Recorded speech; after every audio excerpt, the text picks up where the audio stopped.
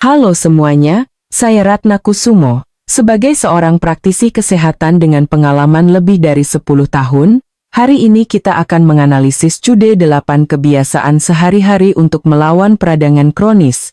Sebuah penelitian terbaru menemukan bahwa kunci utama untuk melawan peradangan kronis bukanlah olahraga, melainkan 8 hal yang kita lakukan setiap hari. Gabungan dari 8 kebiasaan ini menentukan tingkat peradangan dalam tubuh kita. Namun, 90% orang melakukan 8 hal ini dengan cara yang salah, yang sama saja dengan menyiram bensin ke api peradangan setiap hari. Dalam video hari ini, saya akan menjelaskan 8 hal ini secara tuntas agar Anda semua bisa terbebas dari masalah peradangan kronis. Sebelum kita mulai, jika Anda peduli dengan kesehatan diri sendiri dan keluarga, silakan klik subscribe agar tidak ketinggalan informasi kesehatan bermanfaat di masa depan. Jika Anda menyukai konten yang kami bagikan, silakan tulis angka 1 di kolom komentar. Kami juga mengundang Anda untuk berbagi pandangan dan pengalaman di kolom komentar di bawah. Pertama, mari kita pahami masalah mendasarnya. Apa itu peradangan kronis? Kita semua tahu apa itu peradangan akut. Misalnya, radang tenggorokan yang terasa merah, bengkak, dan sakit. Ini adalah peradangan akut, datang dan perginya cepat. Sistem kekebalan tubuh kita bertarung lalu mundur. Tetapi peradangan kronis berbeda. Ia sangat licik. Datangnya diam-diam, tidak merah, tidak bengkak, dan Anda tidak merasakan sakit yang hebat. Ia seperti api kecil di dalam tubuh kita yang terus membara pelan-pelan. Awalnya, Anda mungkin hanya merasa kurang sehat, mudah lelah, dan tidak nyaman di seluruh tubuh. Namun seiring waktu, api kecil ini bisa memicu masalah besar.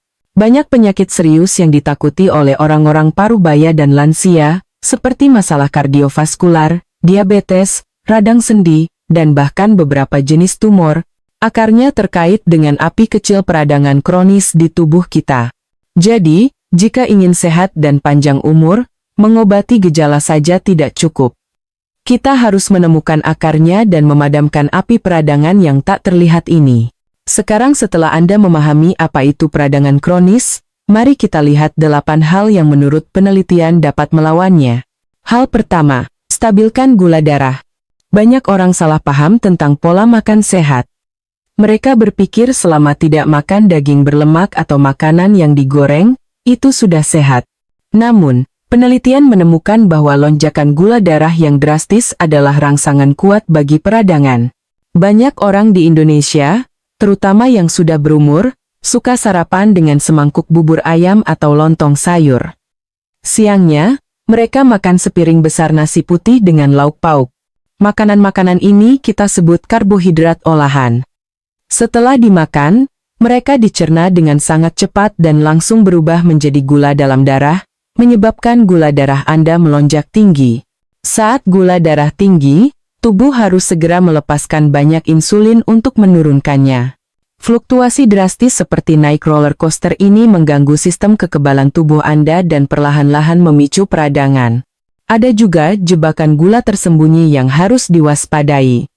Misalnya, banyak jus buah kemasan di pasaran yang mengklaim 100% jus murni dan terlihat sehat, tapi setelah buah dijus, seratnya hilang, dan yang tersisa hampir seluruhnya air gula.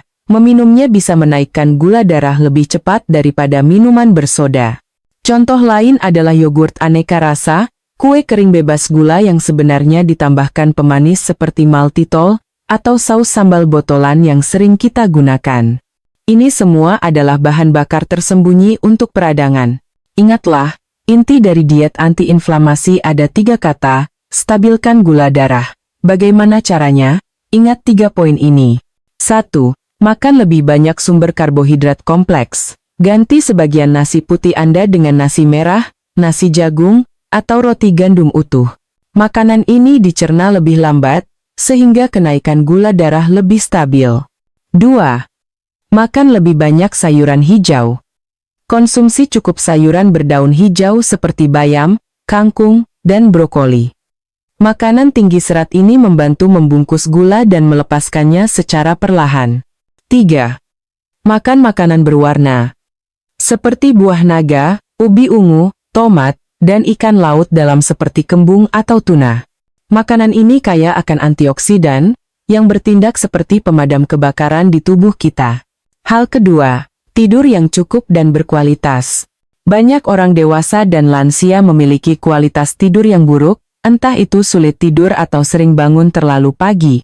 Ada yang merasa tidur 6 jam sehari sudah cukup. Namun, penelitian dengan jelas menunjukkan bahwa jika waktu tidur Anda secara konsisten kurang dari 6 jam setiap malam, tingkat penanda peradangan dalam tubuh Anda akan 30% lebih tinggi dari orang normal. Bayangkan tubuh kita seperti pabrik besar. Siang hari untuk produksi, malam hari untuk berhenti, perbaikan, dan membersihkan sampah.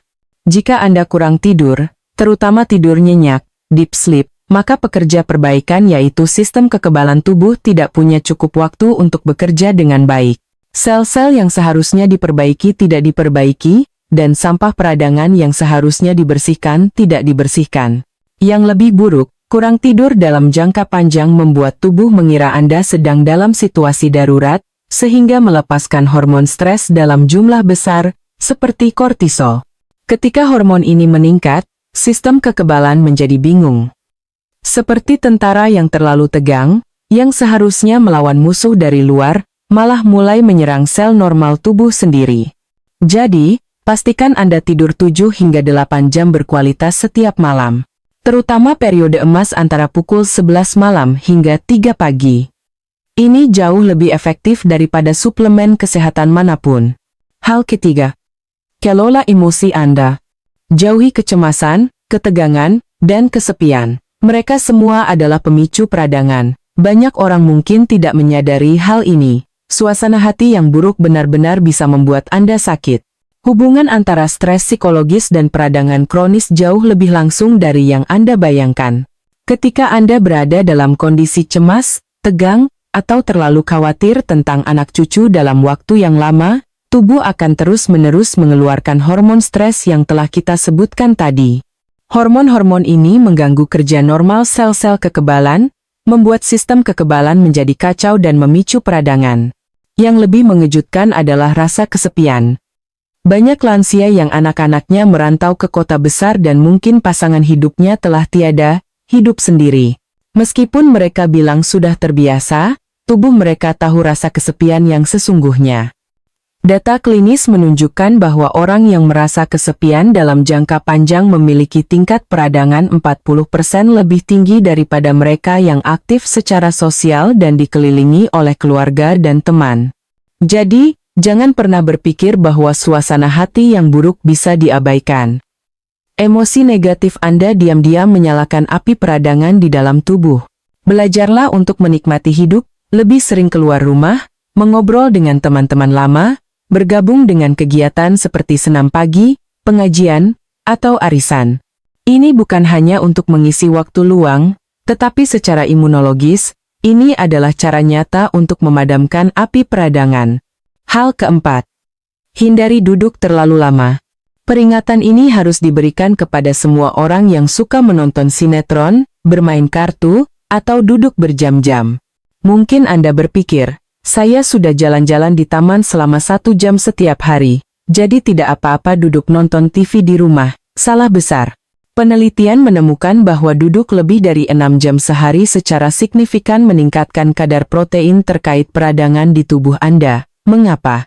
Saat Anda duduk diam, otot-otot Anda tidak bekerja, dan sirkulasi darah melambat. Ketika sirkulasi darah melambat, produk limbah metabolik dari sel tidak dapat dibuang secara efisien. Perlahan-lahan, sampah ini menumpuk di dalam tubuh dan menyebabkan peradangan.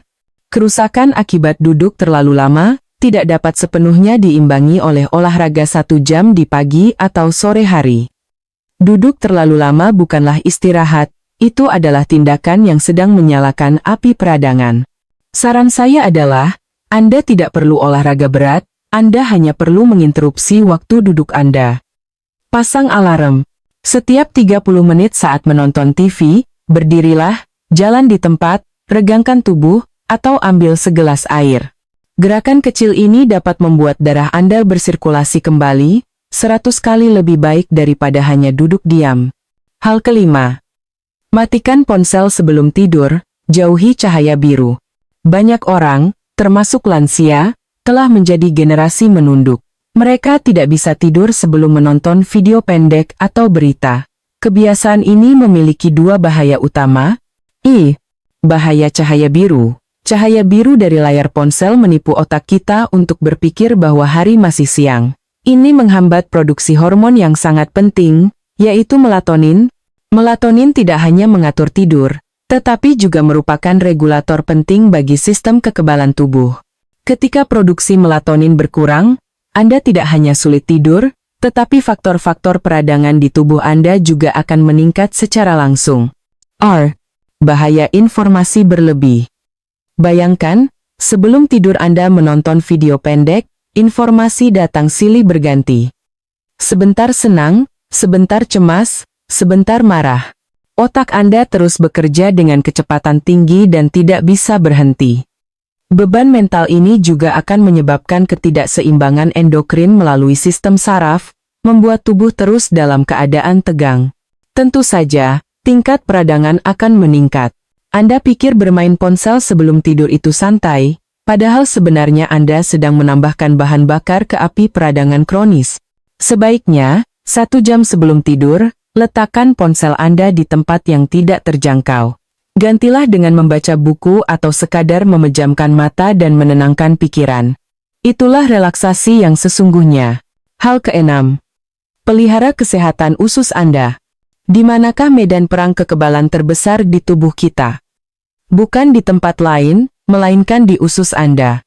Penelitian secara khusus menunjukkan bahwa penurunan fungsi penghalang usus, atau yang sering kita sebut usus bocor leaky gut, adalah salah satu mekanisme inti dari peradangan kronis.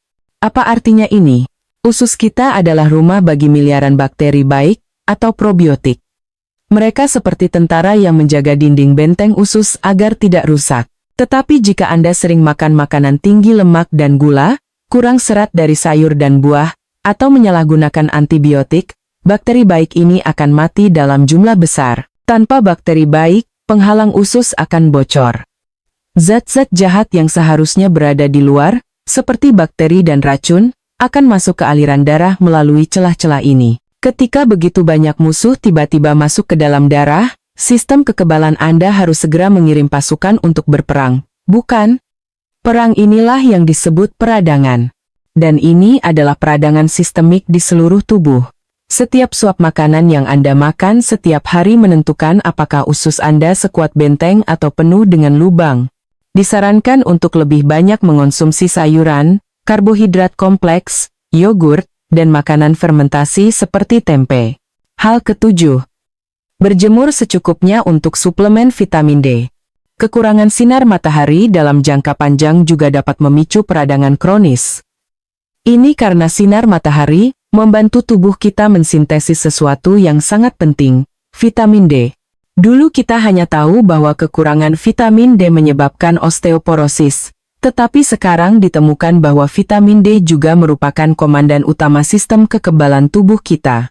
Ketika tubuh kekurangan vitamin D, sistem kekebalan menjadi seperti pasukan tanpa komandan, menjadi tidak menentu, tidak bisa membedakan mana kawan mana lawan, dan mulai menyerang jaringan tubuh kita sendiri secara acak. Tentu saja peradangan kronis akan muncul. Berjemur bukan hanya untuk kalsium, tetapi juga untuk mengkalibrasi sistem kekebalan Anda. Anda tidak perlu berjemur di bawah terik matahari. Cukup di pagi hari sebelum jam 10 atau sore hari setelah jam 4, saat matahari lebih lembut, perlihatkan lengan dan wajah Anda selama 15 hingga 20 menit setiap hari. Ini adalah obat antiinflamasi gratis. Hal ke-8. Belajar untuk rileks secara aktif. Aktifkan mekanisme perbaikan. Relaksasi yang saya maksud di sini bukan berbaring di sofa menonton TV. Itu bukan relaksasi, itu istirahat. Tubuh kita memiliki dua sistem saraf. Sistem saraf simpatik, yang merupakan pedal gas yang membuat kita tegang dan bersemangat untuk bertarung, dan sistem saraf parasimpatik, yang merupakan rem yang membuat kita tenang, memperbaiki diri, dan mencerna makanan. Jika Anda terus-menerus menginjak pedal gas sepanjang hari cemas, sibuk, bermain ponsel maka tubuh akan selalu mengira ada musuh, dan sistem kekebalan harus selalu siaga untuk bertarung. Bagaimana peradangan bisa sembuh? Relaksasi aktif, seperti meditasi, pernapasan dalam, atau mendengarkan musik yang menenangkan, atau berjalan-jalan santai di taman, adalah cara untuk secara aktif menginjak rem tubuh. Ketika rem diinjak dan sistem saraf parasimpatik diaktifkan, tubuh dapat beralih dari mode bertarung ke mode perbaikan.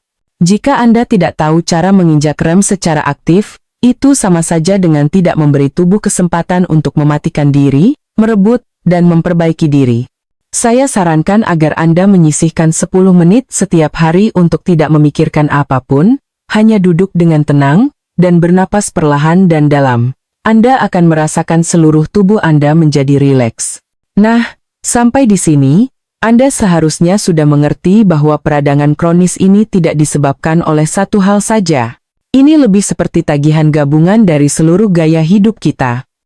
Olahraga tentu sangat penting, tetapi itu bukan tameng yang maha kuasa.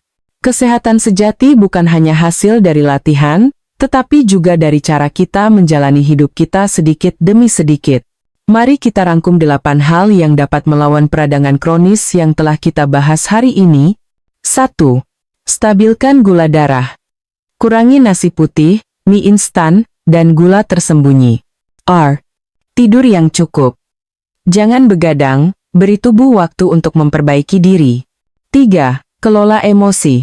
Jangan biarkan kecemasan dan kesepian menyalakan api peradangan. 4. Hindari duduk terlalu lama, sering-seringlah berdiri dan bergerak. 5. Matikan ponsel sebelum tidur. Jauhi cahaya biru. 6. Pelihara kesehatan usus. Ini adalah garis pertahanan kekebalan terbesar Anda. 7. Berjemur, secukupnya, 15 menit setiap hari untuk mengkalibrasi sistem kekebalan. Belajar untuk rileks secara aktif. Injak rem secara aktif untuk memulai mode perbaikan. Teman-teman, melawan peradangan kronis bukan berarti Anda harus langsung sempurna 100%. Ini tentang memiliki kesadaran anti-inflamasi mulai hari ini.